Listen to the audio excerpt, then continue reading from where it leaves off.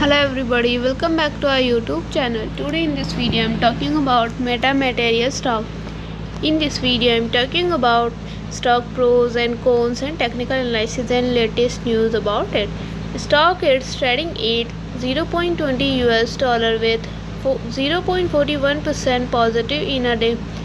We can easily see stock was volatile for a day.